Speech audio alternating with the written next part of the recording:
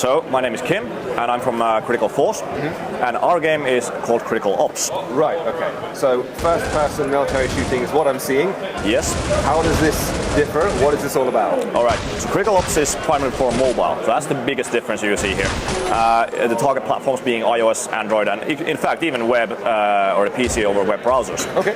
And it is an online shooter, so there's no single player to speak of, it's all online.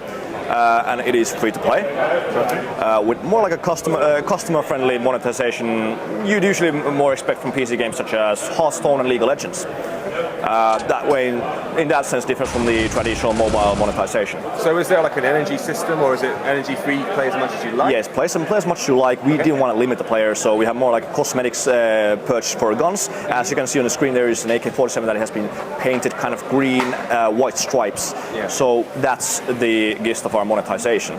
So is it more in that Team Fortress, funny hats, little things you can add? Yes, exactly, and without intruding on the player and ripping him off. Okay. Gameplay-wise, it's more like a traditional classic FPS shooters you would expect from PC, such as Counter-Strike or even Quake 3. Very kind of arcade and very hardcore. Right. And that might sound a little unusual for a mobile game, but we have an excellent proof of concept on our hands in the form of our previous game, Critical Strike Portable. And Critical Strike Portable is basically like this game, just rough around the edges.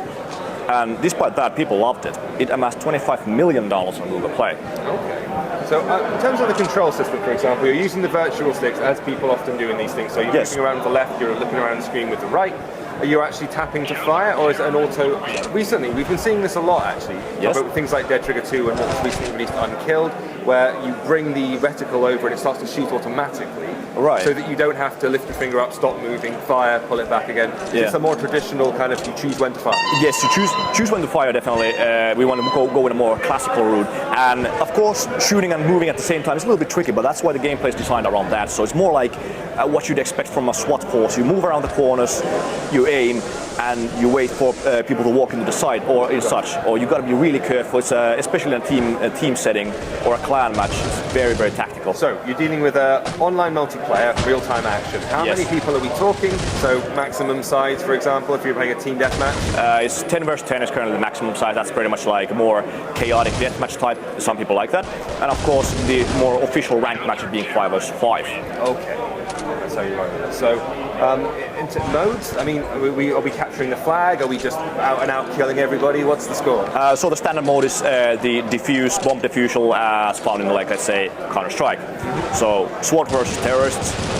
Terrorists are carrying the bomb, and they either have to plan on point A or point B. They can kind of choose their strategy, and the counter-terrorists have to adapt to that and defend the bomb points.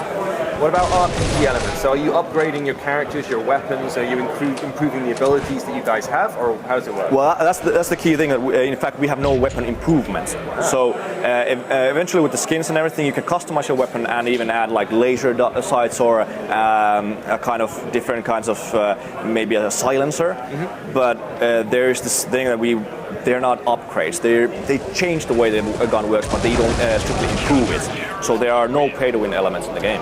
Okay, interesting. So is this in a soft launch at the moment? Are you in beta right now? So we're in open alpha on Facebook, and we're soft launching on Android still this year, and with the iOS following until early next year. Right, I see. And so, do you have an actual finalized release date in mind, or are you waiting for feedback? No, we have no release date in mind yet. So going with the soft launch and with mobile games especially, it takes a lot of trial and error, and this is practically first of its kind, so it might take a while. So we'll see it first time on the App Store sometime next year, 2016. It will make an appearance. Yes, yes.